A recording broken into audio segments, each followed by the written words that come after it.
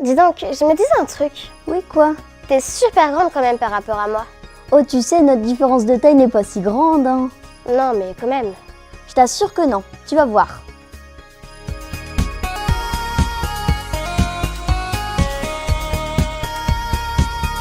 Je te disais donc qu'à l'échelle de l'univers, nos tailles ne sont pas si différentes. Ah ouais, l'univers, carrément. Tu fais pas mine, toi. Tu pars directement sur le truc le plus grand qui existe. Non mais comme ça c'est simple. On part du plus grand possible, environ 14 milliards d'années-lumière. Oui, l'année-lumière, c'est une distance, pas du temps. Pourquoi tu dis ça? Je sais bien que c'est une distance. Je me doute que tu le sais. Oui, mais c'est juste que je ne suis pas certaine que tous ceux qui regardent comprennent que c'est la distance parcourue par la lumière en un an. Disons qu'une année-lumière, ça fait presque 10 000 milliards de kilomètres. Voilà. Bon, rapproche-nous. Si on zoome un peu... Enfin, beaucoup. Oui, beaucoup. On voit des galaxies, des milliards de galaxies. Et en moyenne, une galaxie, ça fait 100 000 années-lumière de diamètre.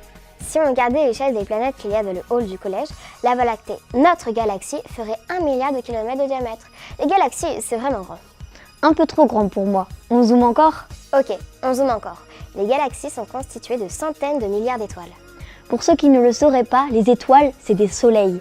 Enfin, c'est plutôt l'inverse. Le soleil, c'est juste une étoile. Pas juste une étoile, c'est quand même la nôtre, l'étoile. C'est important d'avoir une étoile. D'ailleurs, notre soleil n'est pas si grand que ça, 10 fois la taille d'une grosse planète. C'est vrai qu'il y a plein d'étoiles plus grosses que notre soleil, mais il n'est pas si ridicule, il y a aussi plein d'étoiles plus petites. Mais si on zoome un peu, on se rend compte que même si le soleil n'est pas une grande étoile, par rapport aux planètes, il est énorme. Tu sais, dans le hall du collège, on n'a pas pu construire le soleil. Il devrait faire 4 mètres de diamètre et plus haut que le plafond. Même toi, tu serais un peu petite par rapport au soleil, alors qu'à cette échelle, la Terre fait 3 cm. Puisqu'on en est aux planètes, parlons-en. Il y a deux grandes sortes, les planètes rocheuses et les planètes gazeuses. La Terre, notre planète, elle est rocheuse. Ouais, allez, on les connaît les planètes. Zoomons un peu sur la nôtre. Ok, je zoome, voilà la Terre. Continue. Ok, je zoome et... nous voilà! Sur Terre, il y a plein d'êtres vivants, comme nous, les humains par exemple. Exact. Allez, d'ailleurs, on zoome encore un peu. Sur moi, tu veux dire? Non, sur tes organes. Ça se fait pas. Trop tard. Regardez, une clouée comme n'importe quel animal est constituée de différents organes. L'estomac, les poumons, les muscles, etc. Non mais faut vraiment pas de génie. Allez, zoomons un peu sur tes muscles, si tu veux bien. Comme si j'avais le choix.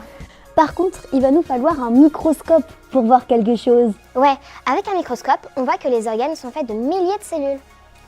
Je parlais pas forcément des cellules, mais bon. Comme tous les êtres vivants, la cellule, c'est le plus petit constituant d'un corps humain. Il y en a même qui n'en ont qu'une seule. On continue de zoomer? Si tu veux, mais il faut changer de microscope. Là, il faut un microscope électronique si on veut apercevoir des milliards de molécules dont sont faites les cellules.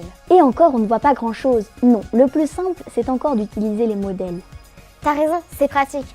En plus, avec ces modèles, on voit tout de suite que les molécules sont faites de d'autres trucs encore plus petits, les atomes. C'est ça, et les atomes sont tellement petits qu'on ne peut pas les voir avec des microscopes. Et comme je parle grec, je sais qu'atome en grec ça veut dire incassable, donc il n'y a rien de plus petit. Et si, les atomes sont constitués d'un noyau et d'un nuage d'électrons. Mais ça ne s'arrête jamais. J'imagine que le noyau est constitué d'autres machins. Et oui, de neutrons et de protons. Et ces neutrons et ces protons sont aussi faits avec des trucs encore plus petits. Oui, mais au collège, c'est bien assez petit. On va s'arrêter là. Ouf.